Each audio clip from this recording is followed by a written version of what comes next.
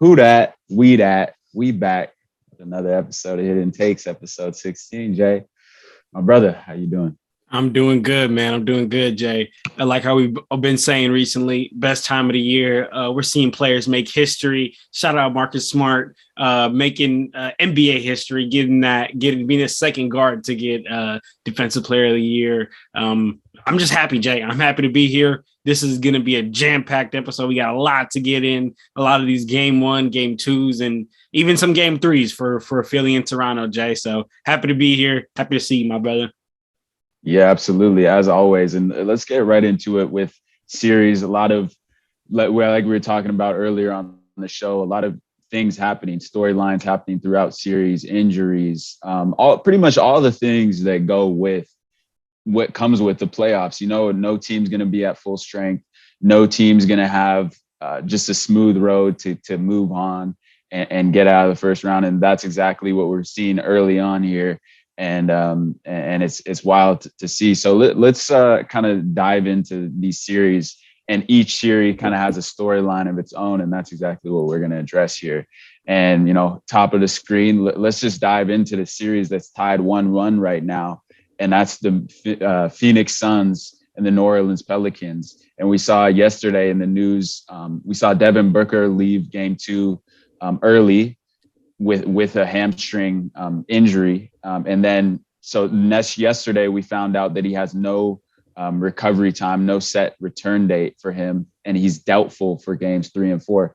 Jay, how are you feeling about what this means? I know you have the Suns coming out of the West. What do you make of this news about Devin Booker, who's their leading scorer, a key cognate? And we saw that they ran their offense through him in game two and kind of struggled when he left the game. What do you think this means for them? Man, Jay, like how you said, I definitely think that the Suns are gonna struggle to find as easy as offense as they have so far. With him, we know Devin Booker to be honestly one of the best offensive scorers right now in our game. Just a pure bucket getter, just one of those guys that the play can break down and you can tell him, go get a bucket. And that's exactly what we saw late in game two, where the Pelicans were able to snag a win. I feel like we saw the Suns struggle to be able to get a bucket. If the Suns they don't run their play, then they can give it to Devin Booker. But in that game, they just couldn't do that. And in my opinion, that's the reason that they actually ended up losing that game. I feel like the Pelicans had players like Brandon Ingram, who scored 37 points, 9 assists, 11 rebounds. CJ McCollum 23 points, Herb Jones 14 points, Larry Nance 13, Jonas Valanciunas with a double and 13 and 10, and all this on efficient shooting, 54% from 54% from the field as a team, 56% from the 3-point as a team, and the Suns just simply didn't have that. But with all that being said, though, Jay, I still think that the Suns are going to easily be able to handle the Pelicans, still knock them out. We'll give the Pelicans a game. They earn themselves a game, so we'll give them a game. But I think the Suns, even without Devin Booker, can knock the Pelicans out in about 5 games. I don't think they lose another one. But with that being said, as we go forward through the playoffs, they will need their number one scorer in Devin Booker. But talk to me how you feel about that, Jay. Yeah, I think the Suns will be able to win this series without Devin Booker. Although I don't know about 5 games. I think the Pelicans set themselves up for success, stealing a game on the road, whether it be because of Booker was out. We saw that Brandon Ingram, we saw Larry Nance after the game say that he thought that he saw that Brandon Ingram was the best player on the floor. I don't know about that at all times. He always truly believes that. But Brandon Ingram certainly looked like the best player on the floor last night in game 2 after Devin Booker, left the game. We saw D Book killing and eating with 31 points in that first half in game 2. When I look at this is definitely a shift. A team like the Suns, we know they rely on Devin Booker, his scoring, his leadership, his mentality throughout, as well as CP3. I expect him to step up, but it's concerning, this injury for Devin Booker. That's my main concern. Not for them to get out of this series, but number one, a hamstring injury is nagging. I was listening to Chris Haynes podcast yesterday, and he was talking about how he used to cover, I believe, the Milwaukee Bucks and Pau Gasol and his hamstring injury, and he said, "Man, like Pau Gasol, I don't know, he's soft. Like it must be the European in him. Like why isn't he able to fight through and play through a hamstring injury?" And then he goes on to talk about how he throughout his basketball career, just, playing pickup and how he played previously, how he had never dealt with a hamstring injury till he was about 34, 35. And then he said that he got a hamstring injury, and then he's like, man, now I know what it feels like. He tried to play through it. He thought he was good. And then I think he came back and he said he retweaked his hamstring. And that's why I'm thinking it's concerning, especially the high impact, quick turnarounds in the playoffs for a guy like Devin Booker, who's had this injury previously to his hamstring. It's just extremely concerning as the Suns progress. And you hope, if you're the Suns case, who've had a great season, yes, they are deep. Yes, they have Chris Paul, who can certainly take over a series. That's why I'm not concerned about this series.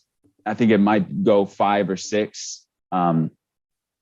I think worst case 7, but for them to get out of this series quick, best case scenario, 5 games, they win the next 3 straight, because it will allow time for Devin Booker to rest, keeping in mind that another injured series with the Utah Jazz and the Dallas Mavericks and Luka, and we know his health is a question mark, but it's likely that he may come back games 3 and 4, which we'll get into a little bit. But that's just my concern early on with his injury, because we saw him with his injury early on when they were playing the Warriors, actually, in December, I believe.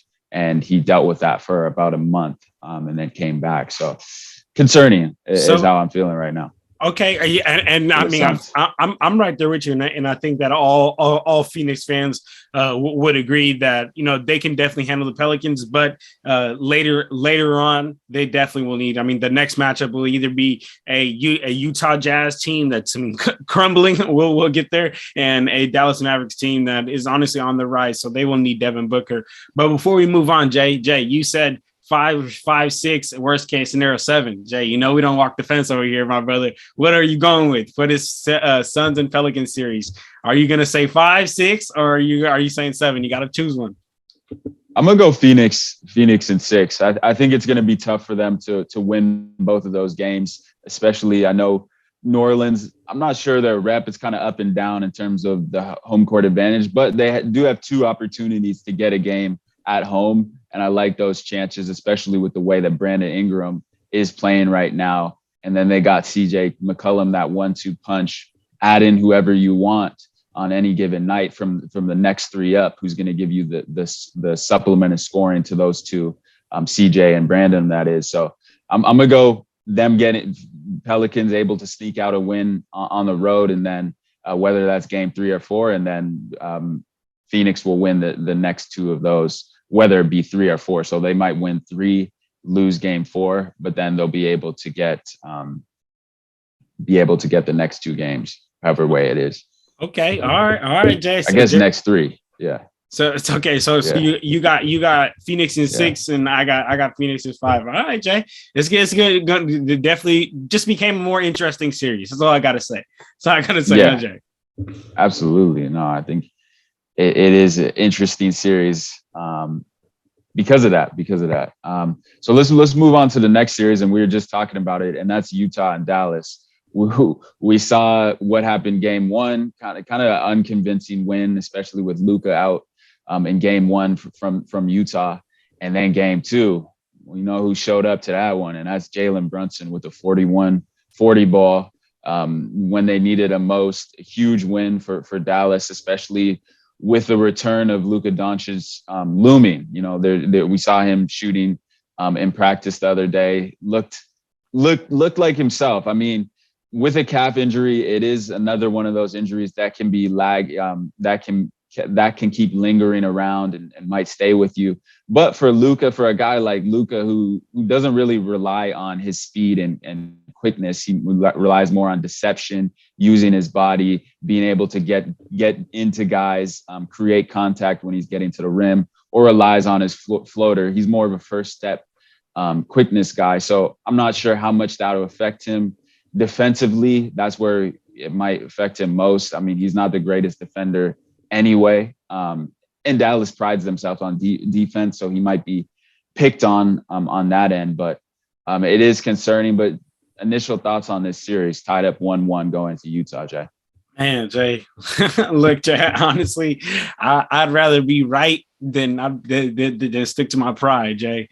I had in the predictions, I had the Jazz, Bay. I had the Jazz, Jay, but I'm honestly starting to highly question my decision to have Jazz in 6, man, because I mean, I mentioned in the preview, I said I thought Jalen Brunson would be exploited on defense, but man, the Mavs had just been playing, like how you said, Jay, they pride themselves on their defense, and they have been playing exceptional team defense. Right now, they're second in the league for opponents points per game. I didn't think Spencer Dinwiddie would be this reliable first option with Luka out, except he has been for both games. And in fact, Jay, instead of us seeing the Mavericks collapse out there, what we're actually witnessing, we're witnessing the Jazz collapse. I mean, it's been known that Rudy Gobert is really unplayable come playoff, right? But he's getting exposed by these Mavericks quick guards, man. He's getting exposed by Brunson, as we saw in game 2. He's getting exposed by Dinwiddie. He's getting exposed by Trey Burke. No disrespect to Trey Burke, but I don't think he should be a point guard getting consistent minutes out there. But because they're playing the Jazz, he is, and he's a playmaking guard who is just honestly force it, because the Mavs are shooting great right now. They're shooting great from the field right now, shooting great from 3, and that's really forcing Rudy Gobert to step up on these pick and rolls. And if he doesn't step up and he tries to play that drop coverage, they're killing him with that mid range, man. So really, right now the Mavericks are forcing the Jazz to essentially play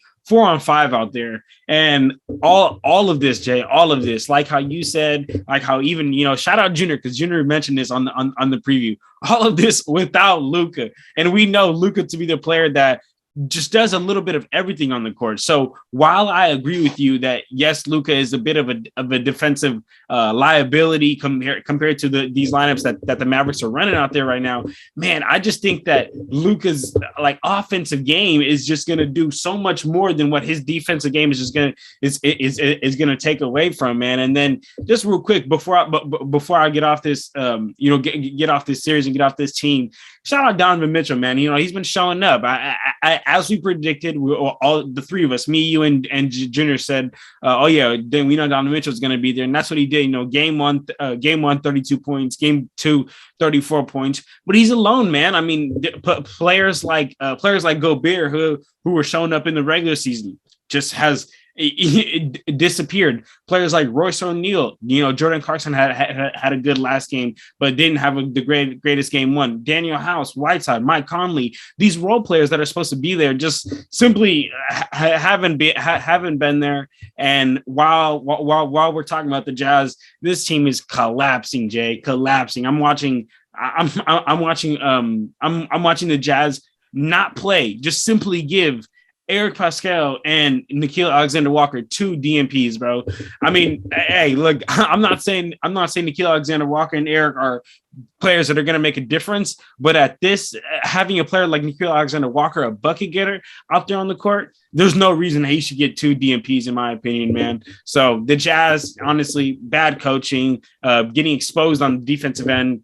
When Luka comes back, it's going to be even worse. I think I might have to switch it, Jay. I think I might have to switch my prediction to Mavs in 7, to be honest. I don't want to be flippant, but I got to be real. I got to be real. Wow. So you jumping ship, huh? I got to be real, Jay. I'd rather be right than real. I'm gonna stick to my guns with Jazz in 7, and here's why. I think that it's going to shift back to Utah. Utah's going to at least get a game. I've looked to them to maybe get game 3 here. And then it's going to be the Donovan Mitchell show. I think that he has the prowess. He has the ability to get his guys involved, to get his guys going. And I think the rest of the team's going to thrive off that. They had a huge win in game 1, fell off in game 2. I think they're going to make the necessary adjustments in game 2. Quinn Snyder, we know the coach that he is. And then the rest of the guys are going to have to step up. Mike Conley is a guy I really look to who has to step up in the next few games, or it's going to be Dallas in 6. Honestly, I don't even expect it to go to a game 7 if Mike Conley is who I'm really looking to step up, and then Bojan Bogdanovic. Those are the next guys up in terms of that. Rudy Gobert has to change the game defensively more. He has to look to be more active, more aggressive. Um, by containing guys, blocking shots while staying out of foul trouble. But me saying this really truly makes me think that's a real tall task and a tall order for guys who haven't proven that they can do this on a consistent basis. We've seen Mike Conley disappear a lot of times.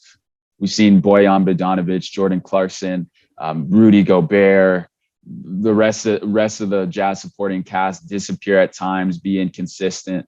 So for me to sit here and say that we can expect anything different is a little wishful thinking. But like we said before this series, like I had said before this series, I truly think this is it. This is the last chance. This is the puncher's chance. They know this is the last run they got, and with that in mind, I believe they can get it done. They can get it done in 7 with a lagging, lingered and injured Luka. I don't expect another 40-point performance from Jalen Brunson. And they were able to win. How much did they win that game by, Jay?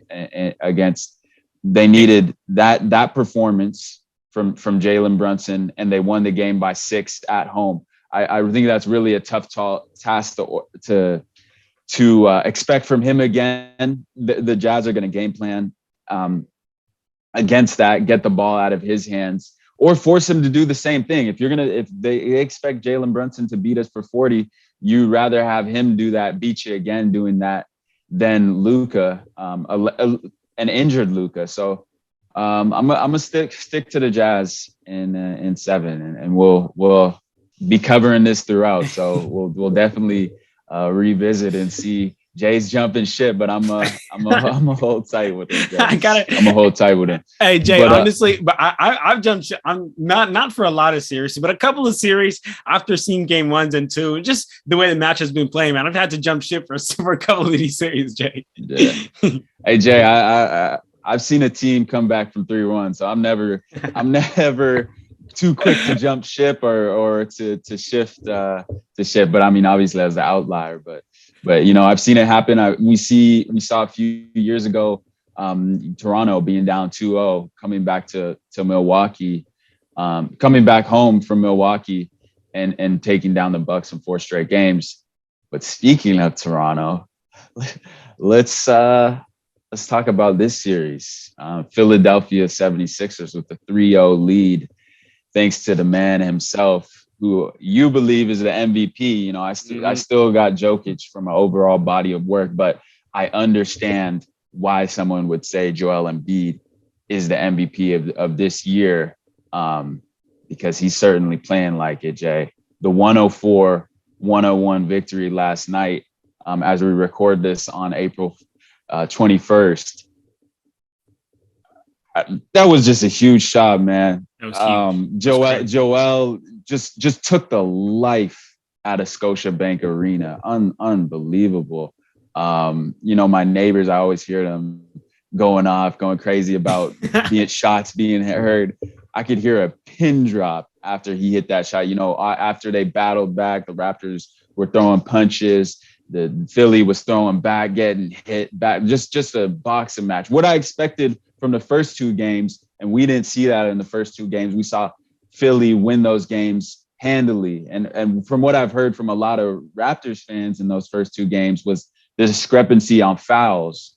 And while there was a huge discrepancy on fouls and free throws for Philly, I just truly think that they were outmatched, and especially after Scotty Barnes went down in game 1. That was a huge loss for the Raptors. A guy who's adds versatility defensively, switchability, and then to lose him in late in that game, I think it took a lot out of the Raptors in their psyche and their team spirit. Honestly, this is a team who's weathered a lot of storms, but losing him, a rookie who could potentially be rookie of the year, in my opinion, who's definitely deserving of it.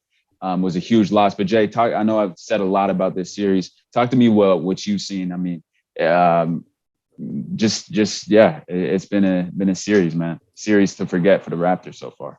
Man, Jake, to be real, honestly, like, and I got a lot of love for the Raptors. I mean, I got my boy Jay out there in the six, it's like I got my boy Jay, and my boy Oko. I got the homies out there in the six. I got a lot of love for the Raptors. But prior coming into the series, Jay, and I even said it on the preview, I didn't think the Raptors stood a chance, and the only reason why I say I hear the points that Raptors fans are making to me that are like, no, like the Sixers don't really have the outside shooting. Yes, they have Joel Embiid and Harden, but will Harden show up, and will Joel Embiid be healthy? And I agree with all of that. Yet, all I have to say is, and maybe I'm too bullish and I'm too high on Joel Embiid. Again, I have him as my MVP, so I know the type of work he can do. But I just knew, I was like, man, the Raptors' biggest weakness in my opinion is at the bigs, at that big position, is guarding those big players. Joel Embiid might be arguably the best big in the league. So for the Raptors to unfortunately have to face their biggest weakness in Joel Embiid, the same thing like I mentioned. I mean, the Warriors are a little different. The Warriors are torching the Nuggets out there, but the Warriors have a tough time guarding bigs. The Raptors have a tough time guarding bigs. It was just unfortunate that the Raptors had to play the 76ers, and I just don't think that as long as Embiid's out there, I don't think the Raptors stand a chance. Like how you mentioned, Jay, Scotty Barnes going down was just massive. I mean, arguably a rookie of the year.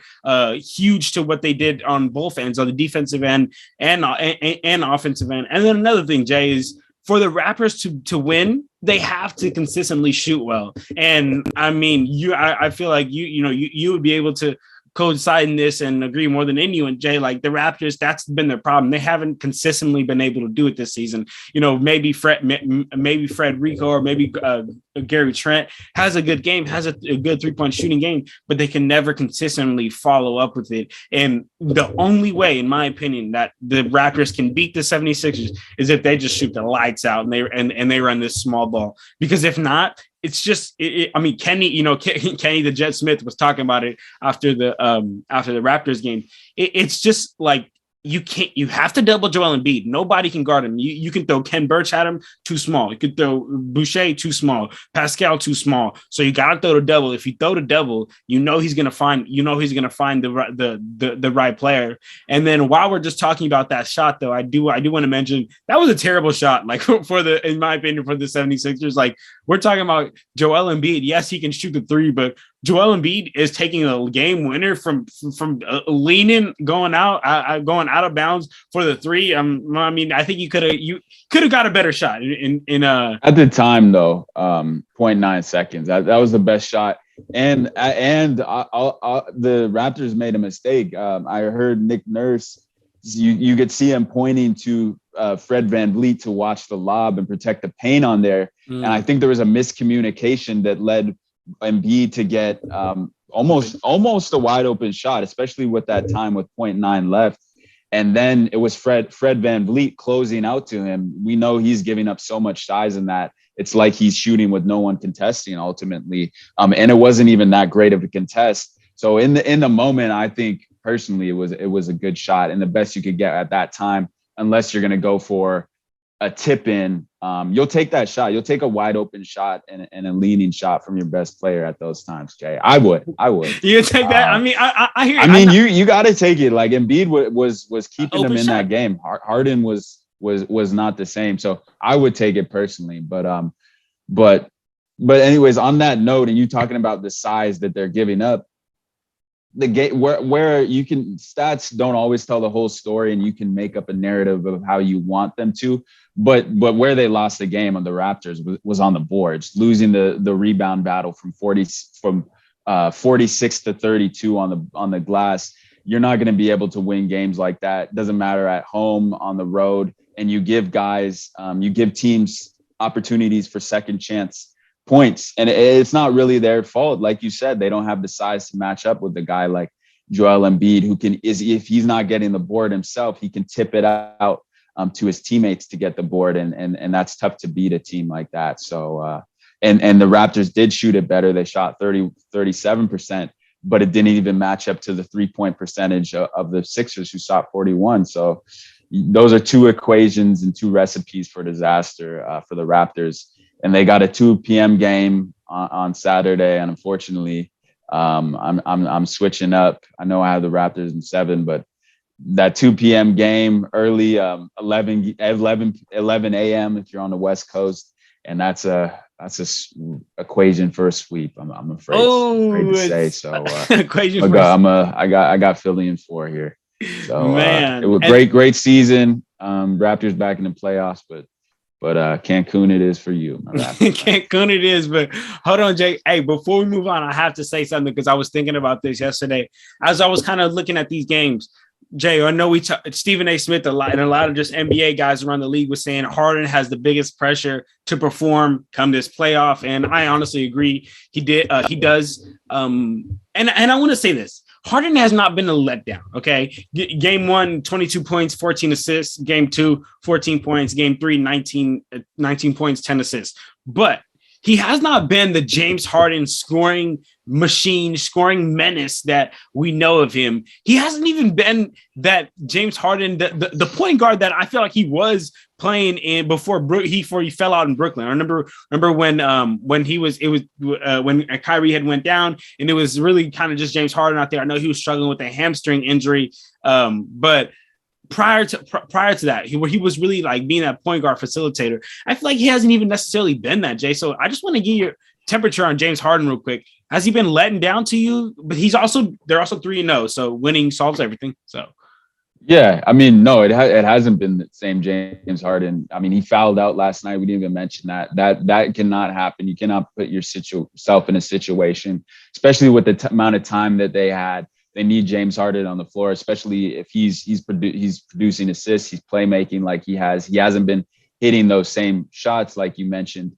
But for me, it always came down to who was going to be the second best player in the series, who was going to be able to take over this series other than Joel Embiid. We know by far he's the best player in the series. You know, Junior and you and I talked about this on the playoff preview. But who is going to be that second player? Was it going to be Fred VanVleet? Was it going to be Pascal Siakam? Was it going to be Tobias Harris? Was it going to be James Harden?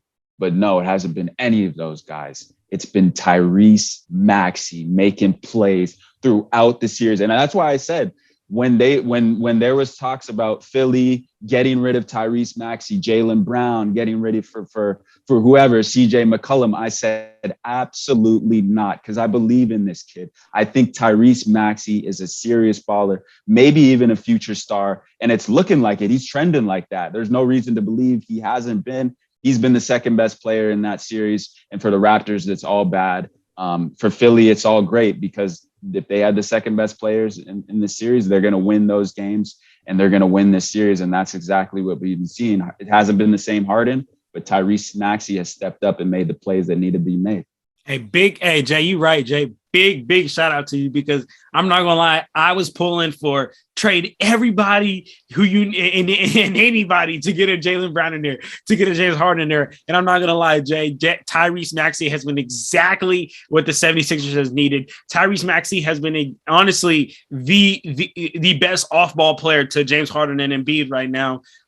So yeah, man, I'm not gonna lie, Jay, that just hit me right now. You did call that. I remember I asked you, would you trade Maxey? You were like, hell no, keep Maxey. He's a future star. So man, that's ups to you, Jay. That's big ups. Yeah. No, I mean, Maxey is what he does, what he brings to Philly is so versatile, because when those lanes open up, the lanes that Harden right now, just in his physical health, his physical shape, his condition, can't get to anymore. I feel like he's foul baiting because he has to. He's a step slow, he's a step late. But Maxey is so good at penetrating inside the paint and getting through those small holes, those tight gaps in the defense, and attacks the paint with such speed and agility, and his ability to finish, knock down open shots. And Doc Rivers says he was the top 25. He believes he's the top 25 of fastest guards or fastest players in the league. I look at this guy and I'm saying he's top 5, top 10. Man, this dude's got some jets. This dude's got some jets, and that's exactly what the versatility that he brings to the Sixers offensively and even defensively. His activity, although he does give up some size, he's still active defensively, and he's not enough of a liability to be taken advantage of that much. So, man, I can't say enough, give enough praise to Ty Maxey, man. But Jay, let's move on here to the next series. Spent a lot of time on that series. This is an absolute first game thriller. Second game, just straps from this particular team, the number one defensive team in the NBA, and this is why I chose them in 7. If Brooklyn doesn't win it, the series I'm talking about is, as you know, now Boston versus Brooklyn. Boston has a 2-0 series lead going back to the Barclays Center in Brooklyn with the 114-107 victory last night. Jay, talk to me about what you're seeing in this series from a gritty, strap, locked down defensive team like the Celtics, led by their defensive anchor, who you chose. I'm gonna give you your credit with Marcus Smart. Let's give you your kudos on that, since you've given me mine on Maxey, man. Got to give you yours. But talk to me about what you're seeing in this series, man. It's been a thriller, two serious thrillers, but 2 stars who are struggling and struggled last game. One in particular, Kevin Durant, who struggled in both games, but Kyrie Irving struggled last game, which is extremely concerning if I'm the Nets going back home. Man, Jay, hey, we just talked about it earlier. Having to be right, wanting to be right, then wanting to be prideful. Jay, I'm here to apologize, Jay. You told us on the pod, you said Celtics would come out with this victory in the series. Me and Junior both went towards the Nets, and I mean, it's not a bad choice to go towards the Nets. It's not a hot take, and they have still the best 2 players in the series. I mean, I think you could comfortably say KD's the best player in that series. Maybe he hasn't been playing so far, but just the best overall player. So I know that's what I was leaning on, but I was wrong, Jay. I was wrong. I thought that the Nets' overwhelming offensive power and experience would be enough, but I undermined that Celtics defense, Jay. I mean, you said it. Amazing team defense, number 1 defense in the league. You can see it in the rotations, Jay. I mean, last night in game 2, they were doubling KD, not every time he touched the ball, but only on a catch, Jay. So every time KD would come and catch the ball, they would come and double him just to throw him off, and they would get back every single time. Their rotations were perfect, Jay. I did not see them miss a single rotation out of all pick and rolls for KD and Kyrie. They were blitzing, so just really doing that same strategy that the Bucks did last year when playing the Nets, forcing these other guys to beat him. So every single time KD or Kyrie is coming around the corner of that pick, they're getting blitz, and it worked. I mean, game 1, I mean, we know what Kyrie did. He had a stellar 39 point performance, and KD in both games, like how you mentioned, Jay, struggled, man. In both games, he took less shots than he even averages per game. And what that shows to me is that he's just simply not getting the same looks that he's used to. Like I mentioned, Kyrie got off game 1, but game 2 in the second half, Jay, only scored 4 points, man. And that is for I think it's a lot of reasons. I think it's yes the Celtics defense, but I also think it's that Celtics 6 man. I think that Celtics fans are getting to him. I don't care what he says in the press conference. I don't care how he wants to frame it. Man, I think that the Celtics fans are getting to him. We seen in game 1 where he was flipping fans off, trying to taunt them in the post-game press conference. He cussed a little bit, got fined $50,000, so it's clearly getting to him, man. And on top of all that, Jay, on top of all that great defense, on top of Kyrie Irving and KD not being who we know them to be, the Celtics right now got 2 go get a bucket at any time players in Tatum and Brown. They got the fluidity in their offensive half-court game. They got role players like Daniel Tice. Shout out Daniel Tice. I love that guy. Been rocking him since the beginning of his career. Al Horford, I was so wrong about him. I thought his age would get exploited. Boy, is he playing great defense, both in the perimeter and down low.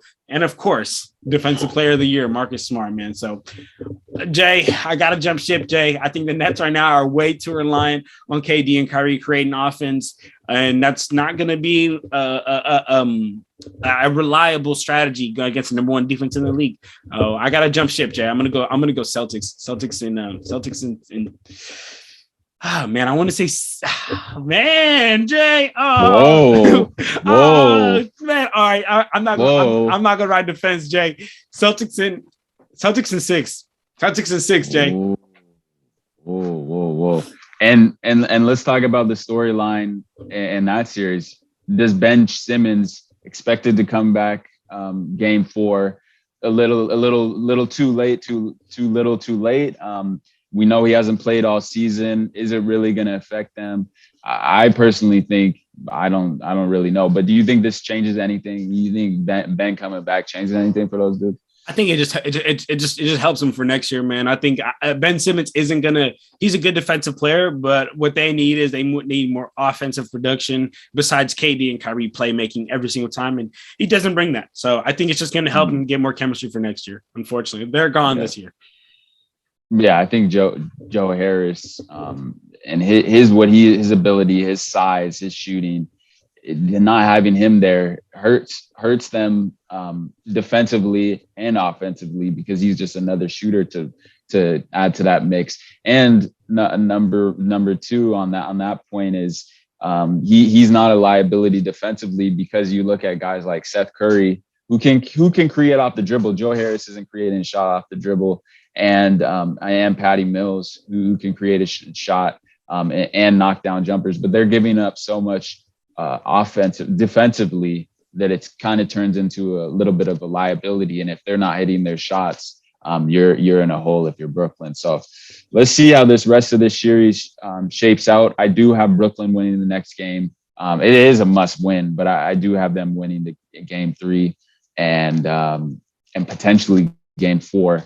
To for them to go back to Boston, series tied up 2-2. So I still got Boston in 7. I'm gonna stick to my guns in that series as well. But Jay, talked about that series.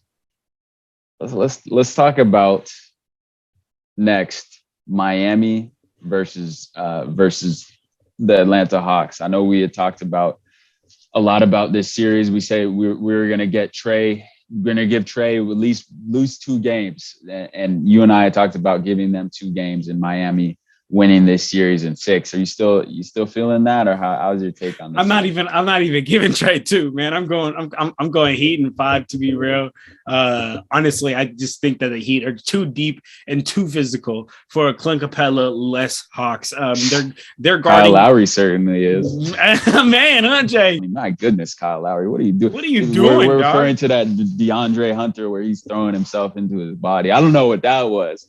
We don't know if we call that physicality, Jay, but sorry to interrupt you. Thought I'd add that little piece in there, man. Yeah, I mean, yeah, agreed. That definitely was Kyle Lowry doing his best CP3 impression out there, just trying to get fouls called off the ball. But yeah, Jay, honestly, I would have to just switch to Heat in 5. I think they're too physical and too deep for this Clint Capella-less Hawks. They're guarding this. The Heat are guarding the Hawks pick and roll to perfection. They're blitzing Trey Young right now because he really doesn't have a role, man. I know John Collins is out there, but John Collins is not the John Collins that we know of him to be. So they're really just kind of blitzing Trey Young, and he's a smaller guard who's having a tough time. And I think Trey Young is just too shot hungry right now. And I feel him. I feel him. His 2 stars are out. His 2 stars are out. So you got to do what you got to do. But I don't really not even going to spend too much time. I don't think the Hawks stand a chance, to be honest. I just think that this Heat team is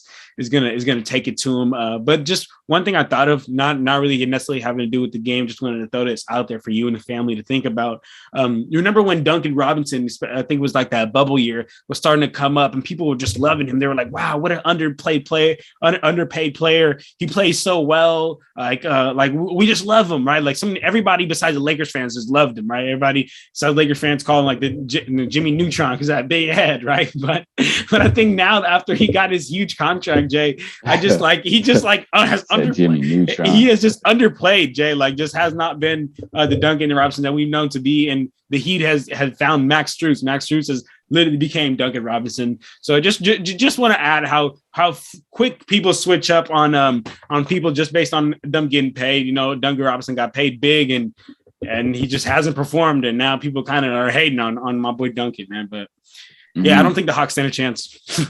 Yeah, no, I agree, but we will give our guy Duncan some credit. He showed out game one, man.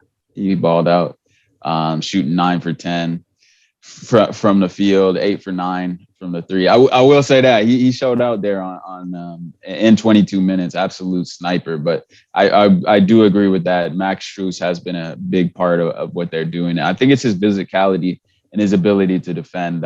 That's why he's moved ahead of Duncan Robinson. But Jay, you know I got to talk about this series. That's the Denver Nuggets versus my Golden State Warriors. Warriors up 2-0 right now, and just a little briefly. Number one, I believe Denver stands no chance at this point. And the reason why, Jay, is the weapons that the Warriors have. Number one, Jordan Poole, you could argue, looked like the best player in this series. I love the fact that Steph gave him the opportunity to start. We don't know what will happen when he steps off his minutes restriction and he's able to start, because we know 100% he's going to start. But I'm curious to see the rotation and the starters that Kerr ultimately goes with, and if the ability for them to go small and the defense that Draymond Green has been able to play on Nikola Jokic. I know you talked about the size they're giving up. It hasn't really looked like that, because first game, Nikola Jokic, last game, Nikola Jokic was so frustrated by the Warriors' defense that the dude got tossed. We saw the Denver Nuggets arguing with each other. Marcus Cousins got tossed the first game. He was arguing with Will Barton. So just a lot of bickering amongst the Nuggets. And I think it's truly because they know they're outmatched. The Warriors have too much offense. In my opinion, for any team in the league, no one's messing with them. That's why I got them, I'm just saying now, as my NBA champions. But I just think right now in this series, I think Denver might get a game. I think they might be able to pull out game 3 tonight. And we'll see if that prediction is right. But I think it would be I'm switching. I had Warriors in 6. I'm going to switch it to 5. I think Denver gets one game on the road, but just too many weapons. Defensively, they're locked in. Clay's looking like more himself, knocking down open shots. Well, he's not the same defender he was. Just too much Warriors, too much offense. That small ball lineup of Jordan Poole, Stephen Curry, Klay Thompson, Andrew Wiggins, and Draymond's just too much. And then you add in the role players. Jokic is just looking like out there on an island for himself. As good as he is, I don't think he can do it with this lineup he's got right now. Yeah, but Jay, I know that was a long summary, but how are you feeling? Have your thoughts have changed on this series? Yeah, Jay, this is one of those series just that I also have. I'd rather be right than be prideful, Jay. I did have Warriors in 6, and that's because the Denver Nuggets they are 3-1 against the Warriors in Denver. The altitude is different. We know what Jokic can do, but as for we've seen these first 2 games, they just do not have enough offensive firepower to keep up with the Warriors. We were saying Splash Brothers. I don't know if UW Nations, if you guys been saying this for some time, but I'm now about to start a Splash cousin, because this is just a Splash family right now with Jordan Poole, Curry, Jordan Poole, just kids splashing, right? Just that's what it is, man. I got Jordan Poole, Curry, Thompson, and then another thing that I want to add too is especially in that game 1 and game 2 is just the deepness of the Warriors, man. I mean, I think right now we know that come deeper in the playoffs, like the rotations definitely get smaller. Some players don't really get minutes, but I mean, we're seeing players like Kuminga, like Juan Toscano Anderson, in just 5 minutes of playing time, still produce, still do a lot, man. Still be able to actually be productive to the team. I think I believe in game 1, I think everyone on the Warriors scored. I think the only player who didn't score was Andre Iguodala, who isn't even expected to score out there, as more of expect just to be that OG, that veteran presence on the team. So yeah, man, I'm gonna have to jump ship. I'd rather be right than be prideful. Warriors, I think that we'll take it in 5. I agree with you. I think Denver will at least get one game in Denver, and just on the back of Jokic just being pissed off, having one good performance, and just having the Warriors having a tough time holding that. But besides that, should be easy going for the Warriors. Get them out in 5. Yeah. No, I can't say enough about Poole right now. I think MIP snub, and I just think that award it's so tough. Darius Garland definitely deserving, but I think for the Ja Morant nomination, I think it's just too hard because he was already a star. He already shined in the playing game last year and the playoffs. So I think him being in the MIP conversation is kind of fishy. Isn't even fair, I don't think right? Yeah. I think he should be closer to MVP. Not saying he would have won MVP, but closer to MVP than MIP in my opinion. Because I agree, he was already good. I actually and we'll do this because we over here at Clutch Talk J, we believe in awards should be given after the playoffs. So we'll do an award show. But I think that Jordan Poole definitely could have been MIP snub. Desmond Bain MIP snub. We'll definitely get into that, man. But I don't think Josh should dive more into that. Yeah, absolutely. We'll dive more into that. Let's talk about the next series. Memphis Grizzlies. Speaking of Ja, Memphis Grizzlies and the Minnesota Timberwolves tied 1-1 going back to tonight and to Minnesota as we record this. How you feeling about this series, Jay? Man, Jay, this is on the low, like just one of the best series, Jay. I mean, we were texting off camera. We said if there's going to be an upset in any series, it's going to be here, man. I mean, I've been saying it since the Wolves have been in this whole play-in situation. They are built for the playoff, man. They have a semi-big 3. If anything, if you don't want to count D'Lo, they have a good duo in Anthony Edwards and Karl-Anthony Towns. They actually complement each other. I mean, D'Lo is that facilitator and is that scorer, go get a bucket at any time. Karl-Anthony Towns is that big man who can pick and roll, pick and pop. They have amazing team defense right now. Role players know their role. They can play at a fast pace. They can play at a half-court pace. And again, like if we're talking about that upset, if any of these teams are going to get upset, and there's going to be upset, the Grizzlies have the least experience. So, in my opinion, they're the most likely for that to happen. And yes, I do want to give it to the Grizzlies because they did win Game 2 in a dominant fashion. But I just want to throw these little caveats out there for those that are really listening. They scored 60 points off the bench in that game 2. They, as a team, the Grizzlies averaged only 39 points off the bench.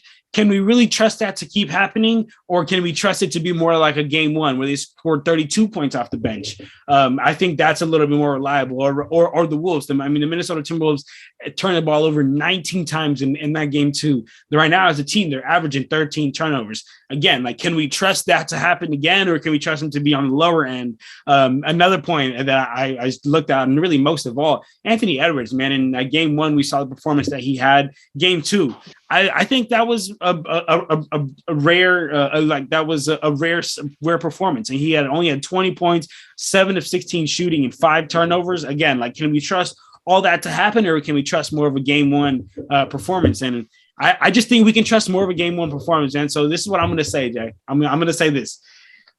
If it goes to a game 7, I think anything can happen, and I think the Wolves can take them in a 1 game off. But I don't think that the Memphis Grizzlies became the number 2 seed for no reason. So I'm going to go with the Memphis Grizzlies in 6. But I just a caveat I have to add, and I'm not going to ride the fence, but I'm just going to say if it gets to a game 7, I think I would strongly take the Wolves. Yeah, I'm going to go with the Wolves still. Sorry, excuse me, the Grizzlies still in 6. But I believe I believe I had them in 5 originally. But I think I'm going to give the Wolves one more game, especially at home as they come back. I know that crowd is going to be fired up tonight, and they might be able to get game 3. But I need to see more from Cat.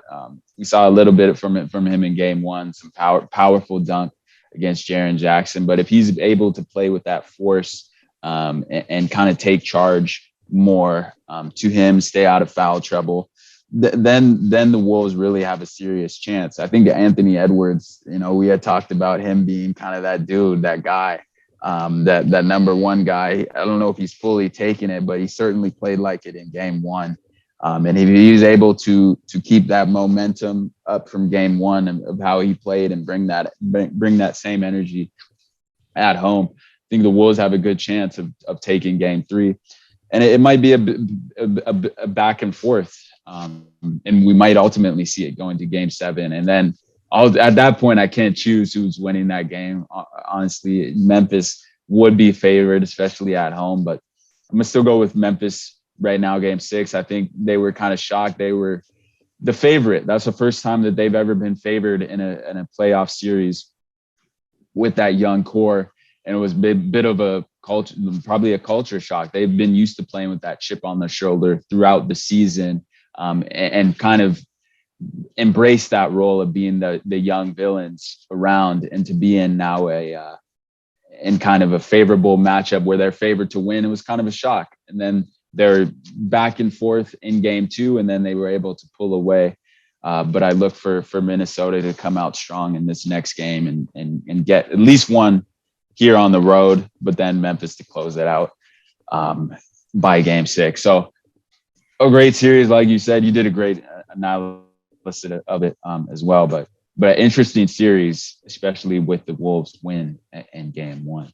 But let's move on to the last series we got to cover here before we finish up. And that's a game that I jumped the gun and said it was going to be a sweep, and disrespect to the Bulls. Ate my words last night. It didn't taste great. Still ate them. And let's talk about this Milwaukee Bucks, Chicago Bulls. Interesting. And the storyline here that got extremely interesting. The news we found out, we saw Chris Middleton lead this game early, and Mike Budenholzer telling us after the game that he has a MCL sprain. I believe it was mild. Still has an MCL sprain. Extremely concerning. Most likely out for this series. Might not see him till the conference finals if they're able to get there. I mean, I don't know, a doctor. I'm just making assumptions. I've sprained my MCL before. I'm just making assumptions. It's not a major sprain, but I was out for at least a month and a half, 2 months.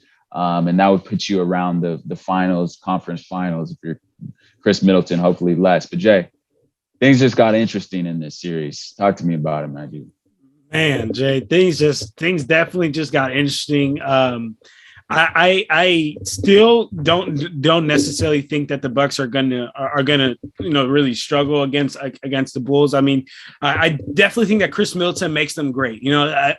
Gus Johnson yesterday on the game, he was covering the game. He said something that I just related to. The Bucks are good without Chris. Are good without Chris Middleton. They still got those. They still got Giannis. They still got Drew. They still have their bigs. They still got that dominant presence. But I think with Chris Middleton, they're a great team. They become a great team, but I don't think they need to be necessarily great, to be honest, to beat the Bulls, especially when we talk about that Raptors and 76ers series. The Raptors have a hard time guarding bigs.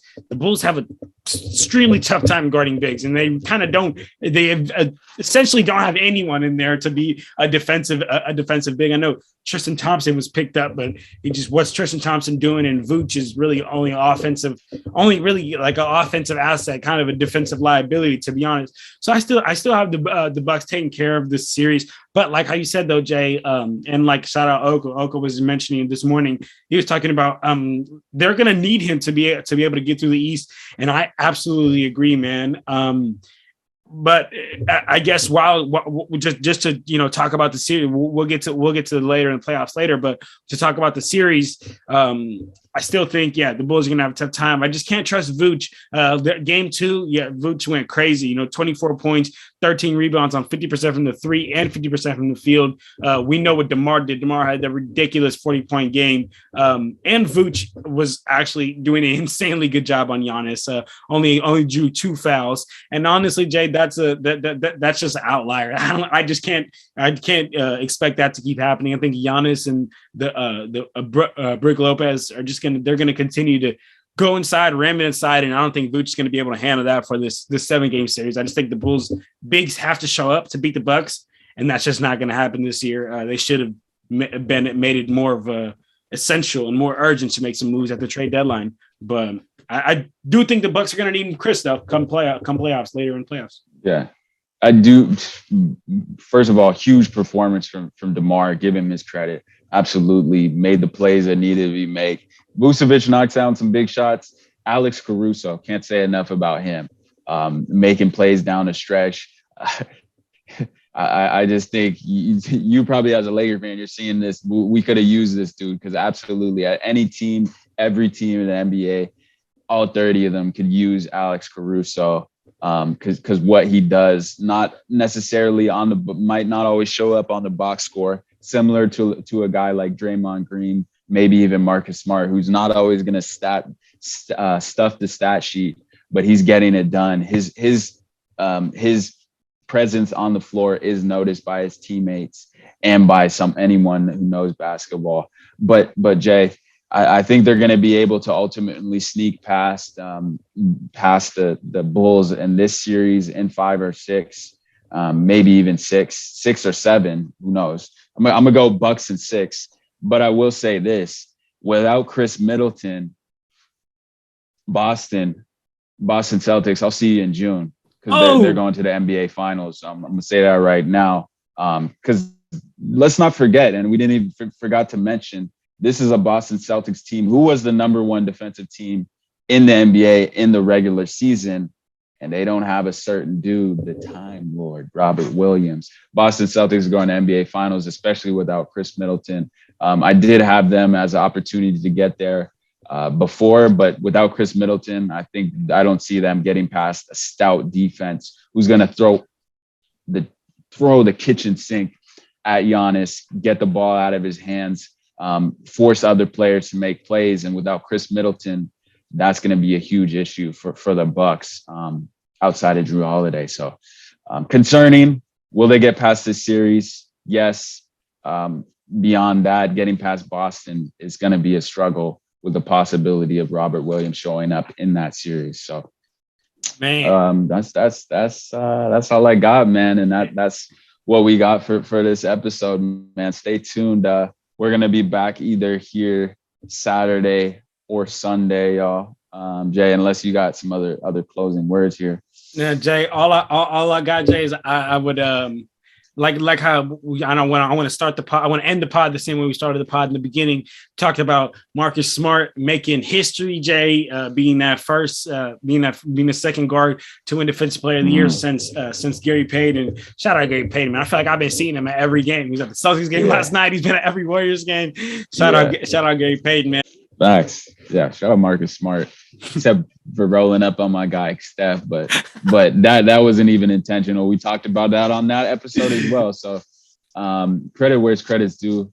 Dude's has a great season. I do believe Giannis had a case for it. I'm surprised he wasn't a finalist for that award, but Marcus Smart, Mikal Bridges, both deserving. They went with Marcus Smart, and I can't be mad at that. I mean, Mikal Bridges said it too. I saw that he said to Marcus Smart, they finally recognizing us for being out there on an island. And it's true because you're guarding some of the best players, most creative players, best handles, best shooters in the league on a night-to-night basis. And you should get some credit and you should be rewarded for that. So I love the league and voters for getting this right with Marcus Smart. So facts, Jay. Facts, man. So all right, family. Hey, well, we appreciate everyone that stayed tuned, man. We just did this deep dive into really all the series, and man, we just got so much more to come, Jay. You got any last words to say before we get up out of here, Jay?